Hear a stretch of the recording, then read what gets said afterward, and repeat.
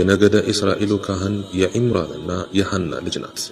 መርየም ቢንት ዒምራን ከ2000 ዓመታት ገደማ በፊት በያኔዋ የሮማ ግዛት በፍልስጤም ምድር ተወለደች። ቤተሰቦቿና ዘር ማንዘሮቿ ሁሉ ከመልካም ቤተሰብ የፈለቁና በታወቀው የአይሁድ ሥርዓትና በኦሪት ሕግ ይኖሩ የነበሩ ካህናት ናቸው።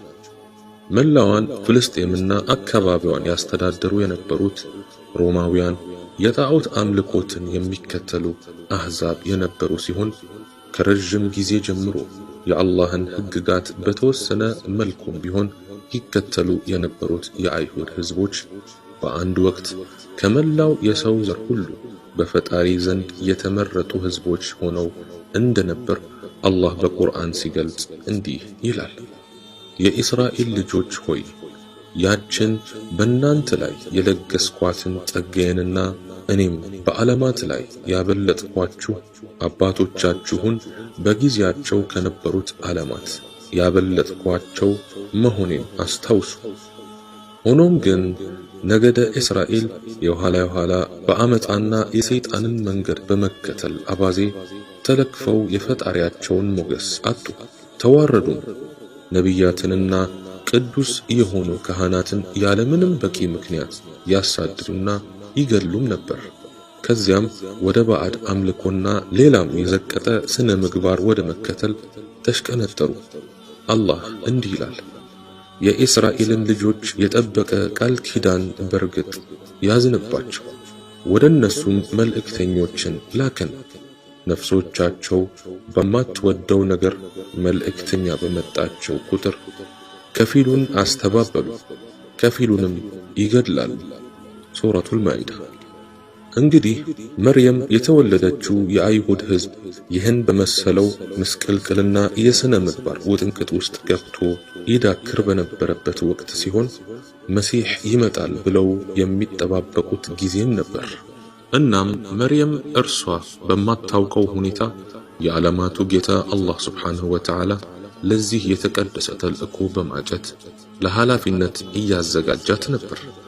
አዎን፣ እስራኤላውያን ሁሉ በቀደምት መጽሐፎቻቸው እንደሚመጣ ይጠብቁት የነበረውን ነቢይ ዒሳ ዓለይሂ ሰላም እንደምትወልድ አላህ በቁርአን ሲያበስር እንዲህ ይላል፣ መላእክት ያሉትን አስታውስ፣ መርየም ሆይ አላህ ከእርሱ በሆነው ቃል ስሙ አልመሲሕ ዒሳ የመርየም ልጅ በዚህ ዓለምና በመጨረሻውም ዓለም የተከበረ ከባለሟሎቹም በሆነ ልጅ ያበስርሻል። ሱረቱ አሊ ኢምራን። መርየም ከጥንት ጀምሮ ሲወርድ ሲዋረድ የመጣውን የአይሁድ ልማድና የኦሪትን ሕግ በጥብቅ ሲከተል ከነበረው የዒምራን ቤተሰብ መገኘቷን ተገልጿል። ይህ ቤተሰብ የተባረከና ምርጥ መሆኑን ቁርአን ሲመሰክር እንዲህ ይላል፣ አላህ አደምን፣ ኑሕንም፣ የኢብራሂምንም ቤተሰብ የዒምራንንም ቤተሰብ በዓለማት ላይ መረጠ። ከፊሏ ከከፊሉ የሆነች ዝርያ አድርጎ መረጣት። አላህም ሰሚ አዋቂ ነው። ሱረቱ አሊ ኢምራን። በሌላ አባባል ከነዚህ ከተመረጡ ቤተሰቦች መካከል የዒምራንና የሐና ልጅ መርየም አንዷ ናት። የዒምራን ባለቤት የነበረችው ሐና በጣም በእምነቷ የጸናችና የአላህ ወዳጅ ስትሆን ባረገዘች ጊዜ ወደ አላህ ሱብሓነሁ ወተዓላ ጸሎት በማድረስ ልጇን ለቤተ መቅደስ አገልግሎት እንደምትለግስ ተሳለች። ልጅ በወለደች ጊዜ ግን እርሷ እንዳሰበችው ወንድ ሳይሆን ሴት ሆና ተገኘች። እናም ሐና በስለቷ ሞልታ ልጇን አስረከበች። ጠቅላላውን ሂደት አላህ በቁርአን እንዲህ በማለት ይገልጠዋል። የዒምራን ባለቤት ሐና ጌታዬ ሆይ እኔ በሆዴ ውስጥ ያለውን ጽንስ ከሥራ ነፃ የተደረገ ሲሆን ላንተ ተሳልኩ፣ ከኔም ተቀበል፣ አንተ ሰሚው አዋቂው ነህና ባለች ጊዜ አስታውስ። በወለደቻትም ጊዜ ጌታዬ ሆይ እኔ ሴት ሆና ወለድኳት፣ አላህም የወለደችውን አዋቂ ነው፣ ወንድም እንደ ሴት አይደለም። እኔም መርየም ብዬ ስም አወጣሁላት። እኔም እሷንም ዝርያዋንም ከተረገመው ሰይጣን በአንተ እጠብቃቸዋለሁ አለች። ሱረቱ አልዕምራን። መርየም እጅግ በጣም አላህን የምትፈራ ወደ እርሱም በጠዋትም ሆነ በማታ የምትቃረብ ስሙም የምታወድስ ከፍ ከፍ የምታደርግና ብትዕት ሙስሊም ሴት ነበረች። ከተወለደችበት ጊዜ ጀምሮ እርጉም ከሆነው ሰይጣን የተጠበቀች ስነ ምግባሯ የመጠቀና ከዓለማት ሴቶች ሁሉ ምርጥ መሆኗን ቁርአን እንዲህ ሲል እማኝነቱን ይሰጣል። መላእክትም ያሉትን አስታውስ፣ መርየም ሆይ አላህ በርግጥ መረጠሽ፣ አነጻሽም፣ በዓለማት ሴቶችም ላይ መረጠሽ። መርየም ሆይ ለጌታሽ ታዘሽ፣ ስገጂም፣ ከአጎንባሾቹም ጋር አጎንብሺ። ሱረቱ አልዕምራን። አላህ በተጨማሪም የእርሷን ታዛዥነትና ለእርሱ ሙሉ በሙሉ ያደረች መሆኗን እንዲሁም ንጽህናዋን በሚከተሉት የቁርአን አንቀጾች ይገልጻል። የዒምራንን ልጅ መርየምንም ያችን ብልቷን የጠበቀችውን ምሳሌ አደረገ። በእርሱም ውስጥ ከመንፈሳችን ነፋን፣ በጌታዋ ቃላትና በመጻሕፍቱም አረጋገጠች፣ ከታዛዦቹም ነበረች። ሱረቱ ተሕሪም። በሌላ የቁርአን አንቀጽ እንዲህ ይገለጻል። ያችንም ብልቷን የጠበቀችውን በእርሷም ውስጥ ከመንፈሳችን የነፋንባትን እርሷንም ልጇንም እንደዚሁ ለዓለማት ተአምር ያደረግናትና መርየምን አስታውስ። ሱረቱል አንቢያ። መርየም የተለየችና ንጹሕ ሴት ስለነበረች ተአምረኛ የሆነ ልጅ በተአምረኛ መንገድ ትወልድ ዘንድ እነሆ የአላህ ፍርድ ሆነ።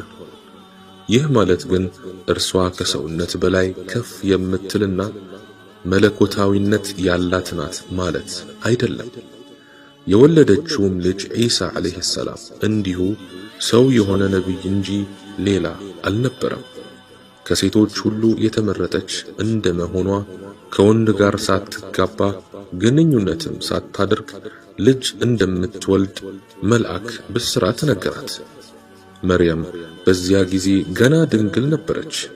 በመሆኑ በዚህ አባባል በጣም ተደንቃ እንዲህ ስትል በሰው ተመስሎ የተጠጋትን መልአክ ጠየቀችው። በጋብቻ ሰው ያልነካኝ ሆኜ አመንዝራም ሳልሆን ለኔ እንዴት ልጅ ይኖረኛል? አለች። ሱረቱ መርየም። መልአኩም እንዲህ በማለት ለጥያቄዋ መልስ ሰጣት። አላት፣ ነገሩ እንደዚህሽ ነው። ጌታሽ እርሱ በኔ ላይ ገር ነው፣ ለሰዎችም ተአምር ነው። ከኛም ችሮታ ልናደርገው ይህንን ሰራን፣ የተፈረደም ነገር ነው አለ። ነፋባትም። ሱረቱ መርየም። አላህ አንድ ነገር እንዲገኝ ካሻ እርሱ በፈለገው መንገድና ዘዴ ያንን ነገር እንዲገኝ ወይም እንዲፈጸም ያደርገዋል። በሰበብም ይሁን ያለ ሰበብ ይፈጥረዋል። አባታችን አደም ዓለይሂ ሰላም ያለ አባትና እናት ከተለያዩ ንጥረ ነገሮች እንደፈጠረ ሁሉ ሐዋንም ያለ እናትና አባት ከአደም የጎን አጥንት ነበር የፈጠራት። አሁን ደግሞ እነሆ ዒሳን ዓለይሂ ሰላም ያለ አባት ከራሱ በሆነ እስትንፋስ ወይም መንፈስ ፈጠራቸው።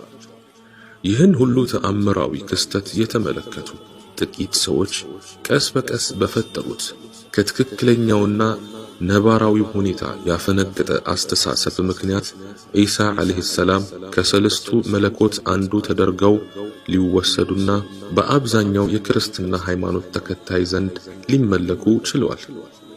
በሌላ በኩል ደግሞ መርየም ዒሳን ዓለይሂ ሰላም በተአምራዊ ሁኔታ ወልዳ ሕፃኑን ተሸክማ የተመለከቷት አይሁዳውያን እርሱን የምንዝር ልጅ ነው፣ እርሷንም አመንዝራ አድርገው በመመልከት አዋርደዋታል፣ ተሳልቀውባታል። በዚያ ጊዜ መርየም ምን ትመልስላችሁ? ምንስ ትናገር?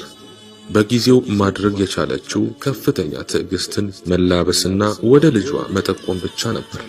እናም ልጇ ራሱን ወክሎ በተአምራዊ ሁኔታ መናገር ጀመረ። አላህ እንዲህ ይላል፣ በእርሱም የተሸከመችው ሆና ወደ ዘመዶቿ መጣች። መርየም ሆይ ከባድን ነገር በርግጥ ሰራሽ አሏት።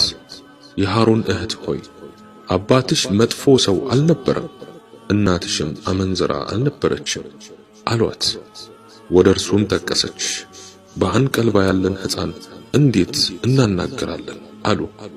ሕፃኑ አለ፣ እኔ የአላህ ባሪያ ነኝ፣ መጽሐፍን ሰጥቶኛል፣ ነቢይም አድርጎኛል፣ በየትም ስፍራ ብሆን ብሩክ አድርጎኛል፣ በሕይወትም እስካለው ሶላትን በመስገድ ዘካንም በመስጠት አዞኛል፣ ለእናቴም ታዛዥ አድርጎኛል፣ ትዕቢተኛ እምቢተኛም አላደረገኝም፣ ሰላምም በእኔ ላይ ነው፣ በተወለድኩ ቀን በምሞትበትም ቀን ሕያው ሆኜ በምቀሰቀስበትም ቀን። ሱረቱ መርየም። አላህ በሰማነው የምንጠቀም ያድርገን። ወሰላሙ አለይኩም።